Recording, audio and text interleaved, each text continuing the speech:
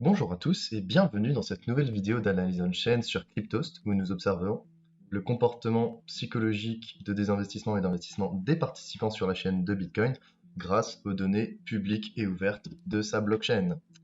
Aujourd'hui, une édition où nous allons observer en particulier le comportement et la position des investisseurs à court terme ainsi que le flux des exchanges centralisés.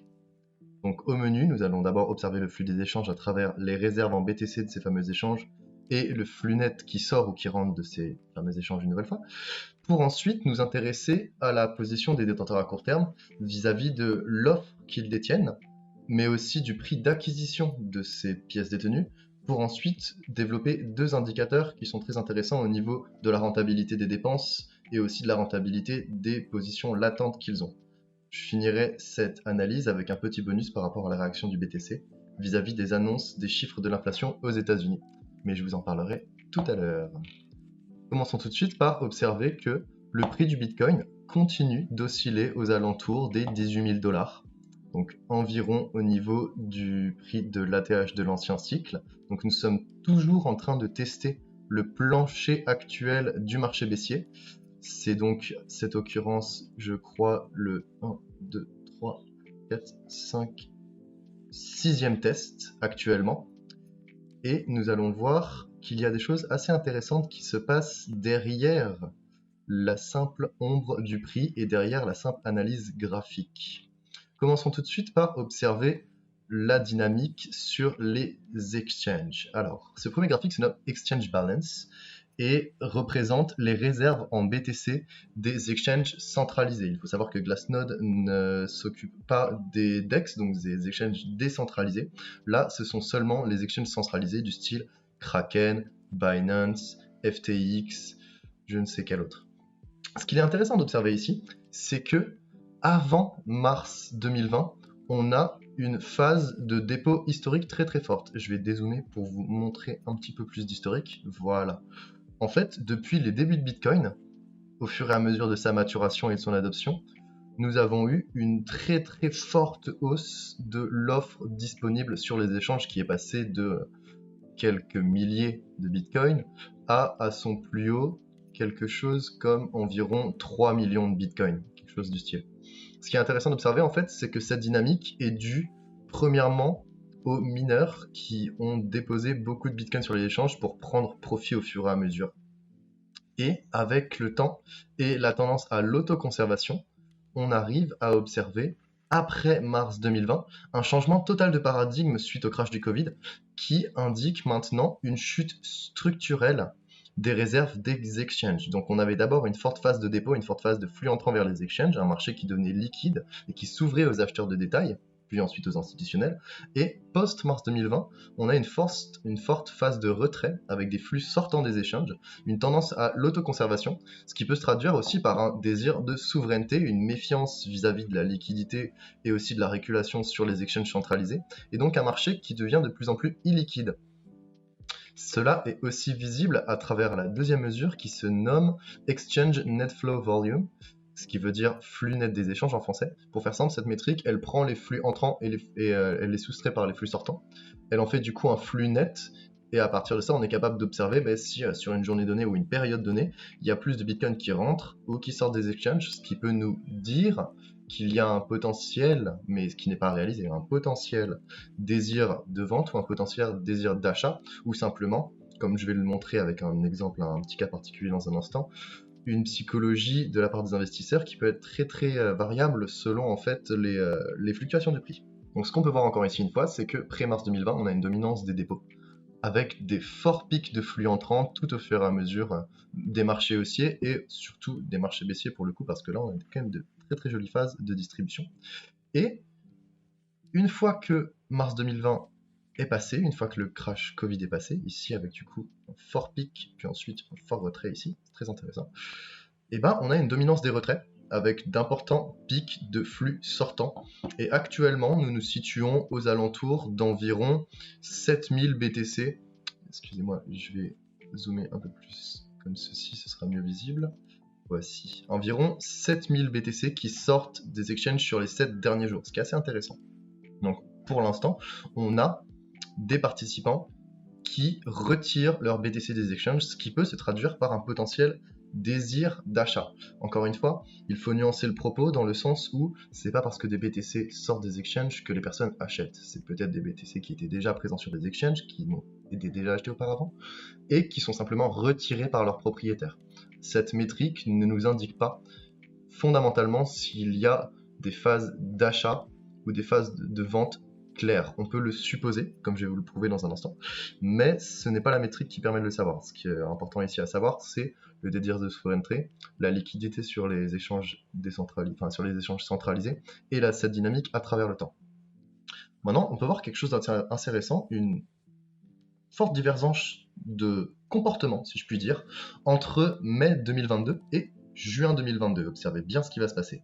Alors, en mai 2022, on a l'explosion de l'écosystème Terra Luna et on est témoin d'importants flux entrants sur les échanges avec une moyenne de à peu près 12 000 BTC par jour sur les 7 derniers jours au moment du pic. Donc on a un signe de méfiance et un potentiel désir de vente. Les personnes déposent leur BTC sur les échanges et anticipent probablement la baisse, quoique là ils n'ont pas tant anticipé parce que c'était à peu près au plus bas du prix à ce moment-là. Et un mois par la suite, alors que le BTC s'effondrait à nouveau, partait casser le plancher des 30 000 pour arriver au niveau des 20 000 et l'ancien ATH du cycle de 2017, eh bien, il s'est passé le total opposé. Nous avons donc eu d'importants flux sortants. Et ce qu'il est fascinant d'observer, c'est que un mois par la suite, quand le prix a cassé le niveau des 30 000 pour arriver au niveau des 20 000 et de l'ancien ATH, on a pu observer le comportement totalement opposé, avec des forts flux sortants, environ 13 à 14 000 bitcoins qui sortaient des échanges sur une moyenne de 7 jours, ce qui à ce moment-là est un signe d'opportunisme très fort.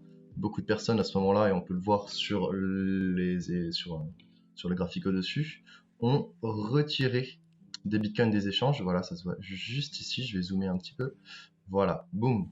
Les personnes ont retiré des BTC des échanges et je suppose, mais ce n'est que mon humble opinion pour le coup, cela n'engage que ma propre perception, que cela a véhiculé un fort désir d'achat et que des personnes ont profité de cette opportunité pour acheter des BTC à bas prix, ce qui est totalement compréhensible.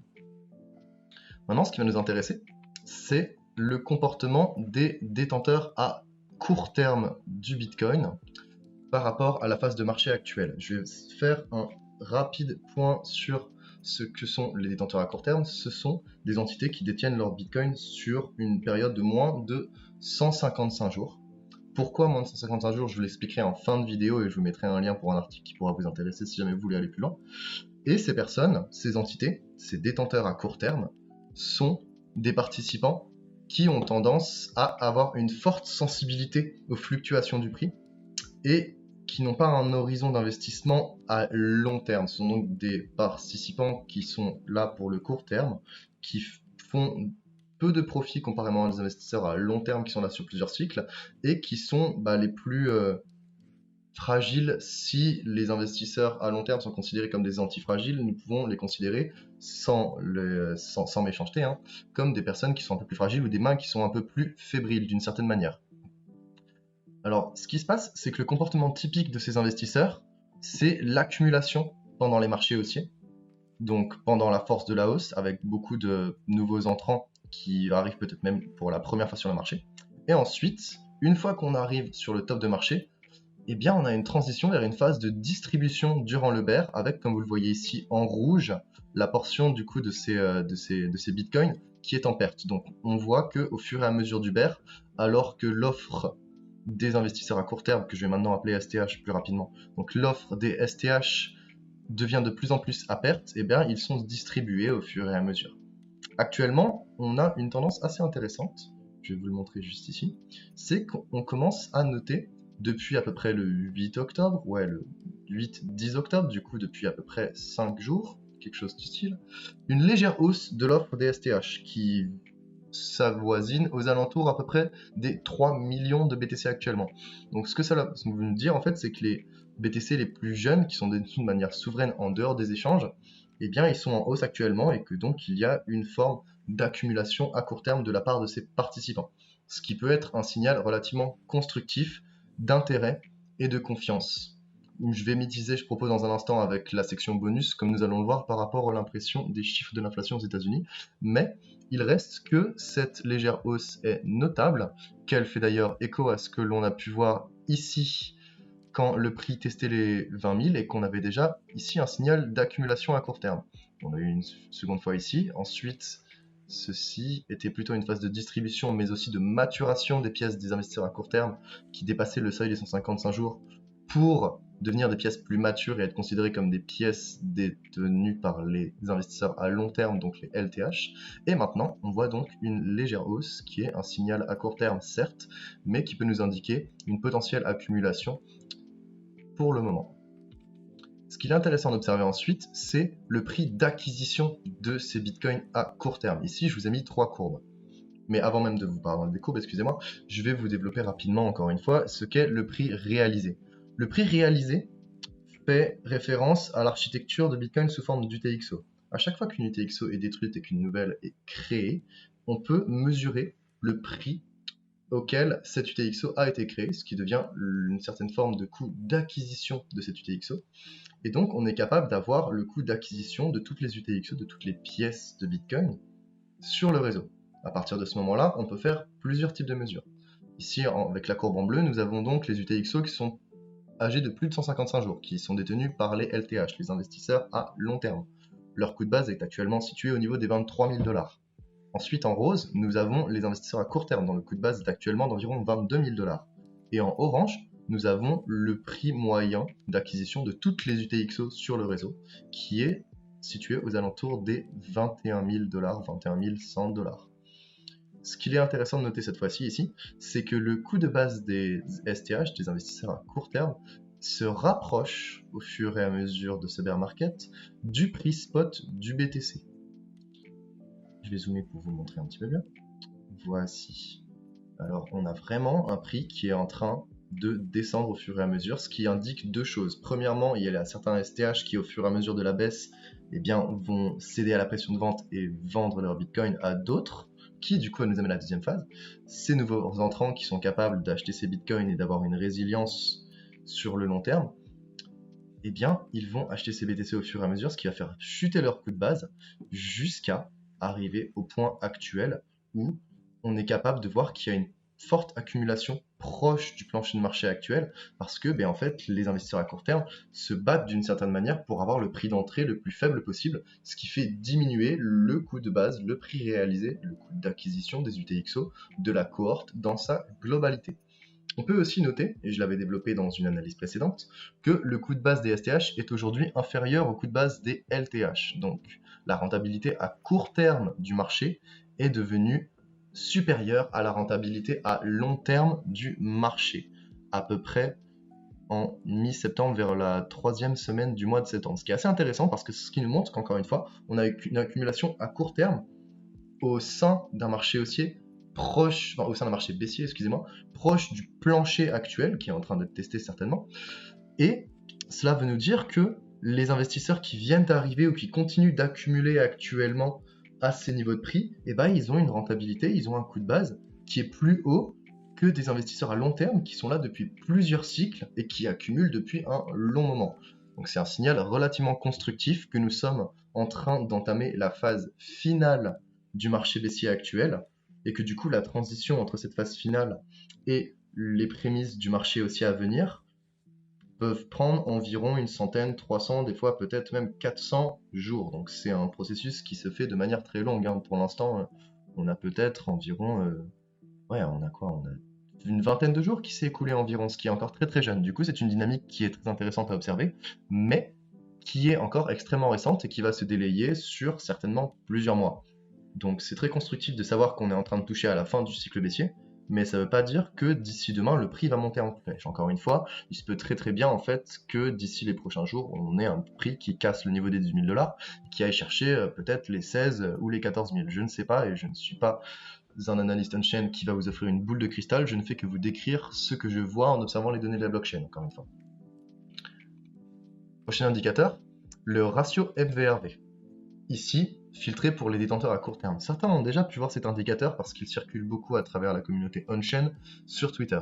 Alors, le ratio MVRV, c'est un ratio intéressant qui divise le prix spot par le prix réalisé des STH. Donc c'est un ratio de la rentabilité latente des BTC détenus par la cohorte.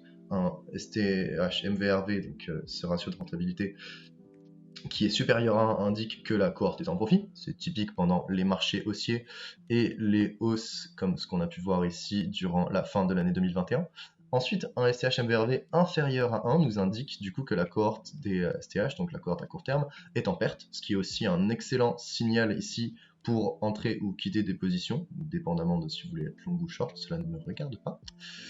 Et un STH qui est aux alentours de 1, donc ici, comme on a pu voir ici avec ce support et ici avec cette résistance, indique que la cohorte, au niveau de sa rentabilité latente, est à un point d'équilibre.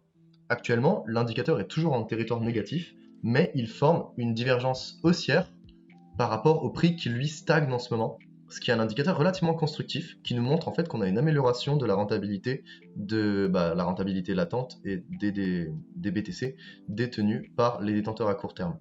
Ce qui serait intéressant de voir au fur et à mesure, en fait, ce serait un STH qui retrouve des valeurs positives, un peu comme ce qu'on a pu voir en fait pendant la phase de soulagement après les mois de mai, juin et juillet 2021. Donc si on regarde le mois de septembre, on a un STH MVRV qui repasse au-dessus de la valeur neutre de 1, qui fait des valeurs positives, qui prend ensuite appui sur cette zone, d'une forme de support d'une certaine manière, pour indiquer qu'il y a un soulagement des prix à court terme. Et c'est un indicateur qui peut être très très utilisable pour des prises de position directionnelles à court terme, justement. C'est ce que j'aimerais voir au fur et à mesure des prochains mois, donc un STH MVRV qui vient retrouver des valeurs positives pour ensuite prendre support et cette fois-ci ne pas invalider un signal quelques mois après, mais vraiment construire une tendance haussière sur cet indicateur, ce qui pourrait nous indiquer un soulagement de la cohorte qui est pourtant la plus encline en fait à la pression de vente et donc un retour de la rentabilité à court terme qui idéalement sera ensuite suivi par un retour de la rentabilité à long terme avec le LTH MVRV pour les pièces de plus de 155 jours, mais ceci sera pour un prochain épisode.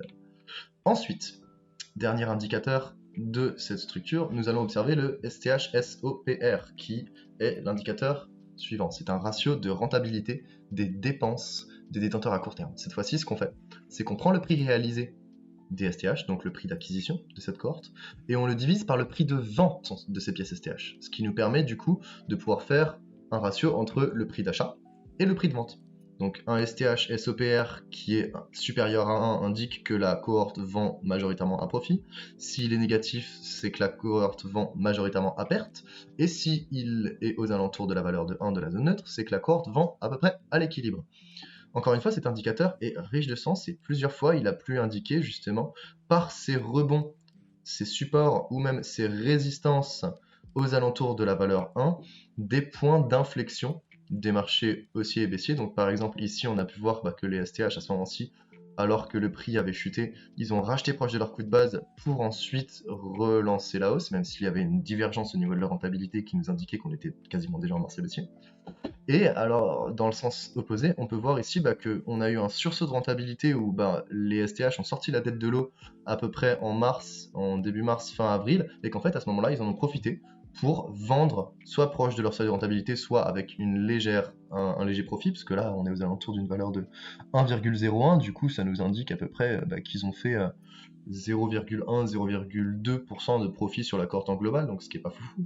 Mais ils ont profité de ça pour limiter les pots cassés et en fait quitter le marché en anticipant une baisse qui a manifestement eu lieu par la suite.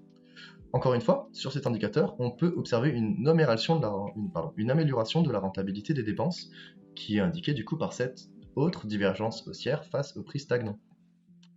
Donc ça veut nous dire que depuis les prises de perte fortes qu'on a eues en mai et en juin, eh bien, les investisseurs à court terme ont une rentabilité des dépenses qui est plus élevée, qui est donc en train de s'améliorer. Et on a pu notamment voir, j'ai pu le décrire à travers une des analyses que vous pouvez retrouver du coup du mois de juillet et du mois d'août, que les derniers sursauts de rentabilité qu'on a eu au-dessus de la valeur 1 ici ont donné lieu à un scénario de dead cat bounce par la suite où les investisseurs à court terme étaient méfiants et ont décidé de se protéger en quittant le marché, ce qui a induit ensuite une légère baisse du prix que nous pouvons suivre actuellement. Ce qu'il est intéressant de voir, c'est que depuis le 10 octobre environ, la date à laquelle j'avais écrit l'analyse, donc là, J'ai écrit une analyse, maintenant on est en train, quelques jours ensuite, de regarder ensemble et d'avoir un certain feedback. Du coup, il se peut qu'il y ait des constats par rapport à l'analyse écrite qui soient différents de la vidéo, et c'est hyper important. D'ailleurs, c'est très très sain de pouvoir avoir un feedback et de pouvoir remettre en question les analyses comme ça, je trouve. D'ailleurs, si jamais vous avez des retours en commentaire de la vidéo YouTube, je serais très intéressé, et même simplement, si vous voulez me contacter sur Twitter, je serais très intéressé aussi. Toujours ouvert, toujours à l'écoute, et on essaie de construire ensemble. Et là, ce qu'on peut voir en fait, du coup, c'est qu'on a une chute de la rentabilité des dépenses, donc que les investisseurs à court terme sont en train de redépenser de plus en plus à perte avec un prix qui est en train de chuter actuellement.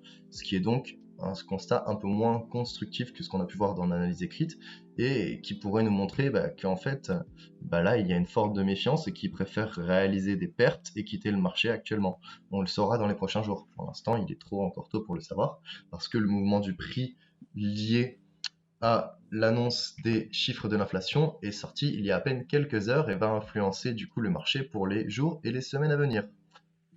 Ça, c'était pour l'aspect global et l'analyse écrite que j'ai faite il y a quelques jours. Maintenant, joli écran noir.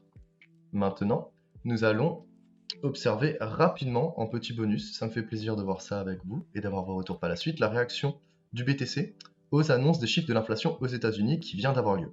Donc, on a un CPI, donc un Consumer Price Index, donc le prix de la consommation, l'indice de prix de consommation aux États-Unis, qui a augmenté de plus 4% sur le mois dernier. Il était attendu à 8,1%, il est de 8,2%. La réaction des marchés a été très claire. Le Bitcoin a perdu 3,6%, l'Ether 5,6% en l'espace de quelques heures, comme nous pouvons le voir sur le graphique ici présent. Zoom! Jolie chute, hop là, qui vient du coup nous amener sur le plancher actuel du marché baissier. Et comme nous allons le voir sur le graphique suivant, nous sommes dans une situation relativement tendue actuellement. Je vous avais déjà présenté cet indicateur qui s'appelle URPD, qui veut dire UTX Realized Price Distribution, ce qui signifie en français la distribution des prix réalisés des UTXO sur le marché. On peut voir ça comme une forme de volume profile, de profil du volume qu'on a en analyse technique et en analyse traditionnelle. Donc en gros, chaque barre correspond à un volume de Bitcoin qui a été acquis à ce type de prix. Donc, on peut voir qu'on a beaucoup de Bitcoin qui sont actuellement acquis aux alentours des 18 500 à 19 000, 20 000 dollars. Donc on a 4 et 3. Donc on a environ 11% de l'offre totale en circulation qui circule et qui a été acquise au niveau de ces prix. Donc on a déjà un bon peu de cette offre qui est en perte réalisée parce que les bitcoins qui ont été acquis à ces niveaux de prix-ci, du coup, ils sont déjà en perte latente comparément au prix actuel. Et ce qu'on peut voir, c'est qu'on est vraiment tout en bas d'une zone d'accumulation qui a duré depuis le mois de juin et que si jamais on venait à casser le niveau des 17 800, qui est du coup le point bas qui a été atteint en juin 2022, eh bien on a très très peu ensuite de volume de prix réalisé à la baisse. Et ça, ce que ça nous indique, c'est qu'il y a très très peu de résistance au prix parce qu'il y a très peu de personnes qui ont acheté des bitcoins à de tels prix par le passé. Ils ont été redistribués en fait pendant le marché haussier de 2020-2021. Et donc, ce qui pourrait se passer si jamais ce prix est cassé à la baisse, comme je ne suis pas permaboule et que je ne suis pas permabear, je suis simplement en train d'observer et de penser ce qui pourrait se passer. Donc, si on favorise théoriquement un scénario baissier potentiel d'ici les prochains jours et les prochaines semaines, je ne sais pas si ça va arriver, ce n'est que des suppositions, mais si jamais les 17 000, 18 000 venaient à être cassés, on pourrait avoir un prix qui viendrait peut-être résister au niveau des 16 400 dollars, puis ensuite au niveau des 13 700 dollars, qui est un point de confluence que j'avais déjà abordé dans plusieurs analyses. Donc on pourrait s'attendre, peut-être, si jamais on a une dernière jambe baissière, un Bitcoin qui pourrait se stabiliser aux alentours des 12-13 000 dollars. Et un des points qui me fait penser qu'on pourrait en arriver à ce stade, bien que je n'ai pas de boule de cristal, c'est la métrique suivante qui se nomme Total Supply and Loss et qui veut simplement dire l'offre totale en perte pour Bitcoin. Donc en gros, ce que ça mesure, c'est les bitcoins qui sont détenus à perte et dont la perte n'a pas été réalisée. Donc ça, en fait, c'est le proxy de la perte latente sur le marché. Et ce qu'on peut voir, c'est que depuis le mois d'avril, on a une hausse structurelle de cet indicateur qui avait pourtant atteint une forme de plafond très intéressant ici d'ailleurs. Et ce qu'on peut voir, c'est que, en fait, depuis le mois de juin, on avait atteint quasiment 9,5 millions de BTC en perte, donc sachant qu'actuellement, j'ai pas les chiffres tout de suite, mais on a à peu près 19 millions de bitcoins qui circulent sur la chaîne, donc on est quasiment à la moitié actuellement des bitcoins circulant sur la chaîne qui sont en état de perte. Ça, c'est littéralement typique des marchés baissiers. Et ce qu'on peut voir, c'est qu'avec le soulagement du prix, eh bien, l'offre en perte, elle a tendance à diminuer, ce qui est bien normal. Et ensuite, avec la baisse du prix, on a une offre en perte qui a tendance à augmenter. Rien de plus logique. Par contre, on avait une forme de plafond ici au niveau des 9 500 000, comme ici ensuite, qui vient d'être crevé à la hausse par le dernier mouvement du prix qui vraiment date des dernières heures de cet après-midi, alors que j'enregistre cette émission le 13, on est quel mois 13 octobre 2022. Eh bien, on a un Bitcoin là, une métrique de Bitcoin couvrant une perte latente qui vient de crever du coup ce plafond et qui est aux alentours des 9700 $. Ce que ça nous indique, c'est que là, on vient de dépasser un stade qui n'a pas été dépassé depuis quasiment les 4-5 derniers mois, où l'offre détenue à perte sur la chaîne est en train de faire un nouvel ATH durant ce cycle baissier, ce qui nous indique qu'il y a de plus en plus de participants, de détenteurs de Bitcoin, qui soient à court ou à long terme pour le coup, qui sont en train de détenir une perte latente, ce qui augmente le potentiel de pression de vente à court terme sur le marché, ce qui n'est pas du tout un indicateur constructif pour la favorisation d'une tendance haussière pour le prix. Et ça, c'est dû au fait que les chiffres de l'inflation et que le contexte macroéconomique global tend à apporter de la méfiance sur les marchés financiers. Après, il n'est pas dit que le prix actuel ne va pas être défendu et qu'en réalité, on va pas avoir du coup un nouveau test fructueux, si je puis dire, de ce support. Actuellement, rien n'est joué, si je puis dire. On a du coup eu 6 tests de ce support aux alentours des 18 000, 17 800 $. On va voir dans les prochains jours s'il y a suffisamment de force à l'achat et si justement les participants, que ce soit à court ou à long terme, viennent rentrer sur le marché et favoriser l'opportunisme en achetant du coup sur ce point bas, ou si justement il y a une forme de nouvelle capitulation du prix comme ce qu'on a pu voir ici en juin, et que on va se taper un joli moins 5, moins 10%, peut-être même plus, qui pourrait nous amener vers les 16 000, puis ensuite vers les 12 000. Dernier point que je tenais à mentionner, c'est que sur ce dernier mouvement baissier qui date d'il y a quelques heures, eh bien, on a eu environ 40 millions de liquidations longues sur les marchés dérivés. Ce qui n'est pas excessif, mais il faut bien montrer du coup que, et je l'avais mentionné sur Twitter à plusieurs reprises, qu'il y a un risque spéculatif très fort sur le marché en ce moment, que l'intérêt ouvert sur les contrats à terme a atteint un ATH, qu'il y a du coup énormément de personnes qui spéculent avec un biais légèrement haussier pour le moment, et ces personnes viennent tranquillement pas vite de se faire légèrement squeezer. Et donc on a des liquidations longues qui commencent à arriver sur le marché avec le mouvement baissier du prix. Donc en résumé de tout ceci, on a donc une continuation de la chute structurelle des réserves des exchanges, des flux sortants notables au cours des 7 derniers jours. Donc une tendance à l'autoconservation, à la self-custody, qui indique une chute de la liquidité sur les SEX et un potentiel désir d'achat à long terme, du coup des investisseurs qui préfèrent détenir eux-mêmes sur leurs propres clés leurs jetons et qui en plus, malgré le fait qu'on soit en marché baissier, continuent une certaine forme d'accumulation.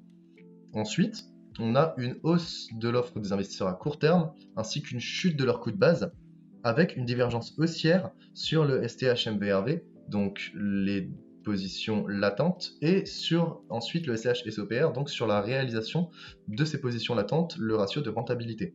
Donc ces deux divergences haussières sont très très intéressantes pour le court terme et devront être suivies par la suite.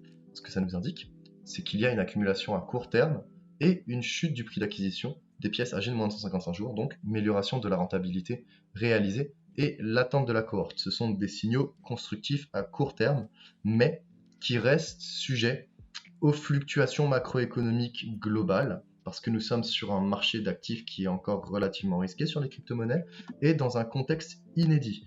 Donc on ne peut pas savoir ce qui va se passer demain, encore plus avec les différents meetings de la Fed aux États-Unis qui va potentiellement continuer à remonter les taux si les prix de l'inflation continuent à augmenter. Donc sur le court terme, bien qu'on puisse voir qu'il y a des signaux d'intérêt et de confiance, ça ne veut pas dire que le prix va remonter de sitôt. En fait, il se pourrait qu'on ait encore du mal à tenir un prix et qu'il pourrait baisser sur un certain temps, ce qui n'empêcherait pas du coup les investisseurs de manifester une forme d'opportunisme et de continuer à acheter dans la ferveur de se dire que ce cycle haussier va bien finir par se terminer un jour. Il faut faire donc attention au contexte macroéconomique délétère, à la récession et à l'influence de l'annonce des chiffres de l'inflation aux États-Unis sur les marchés traditionnels et des crypto-monnaies. Nous sommes dans un contexte inédit dans l'histoire du Bitcoin, on ne peut pas se fier au cycle précédent, il faut rester prudent. Si jamais cette analyse vous a plu et que vous voulez aller plus loin, notamment sur la notion dont je vous ai parlé pour les investisseurs à court et à long terme, je vous invite à aller voir le graphique suivant. Je vais même pas le graphique, excusez-moi, l'article suivant qui a été traduit en français par mes soins il y a peu de temps et que je vais donc mettre en description de la vidéo. Il s'appelle Décortiquer les mesures on-chain des investisseurs à court et à long terme. C'est à peu près 8 minutes de lecture et ça vous explique en fait l'étude statistique qu'a fait Glassnode pour différencier les investisseurs à court et à long terme avec du coup ce seuil, ce threshold de 155 jours.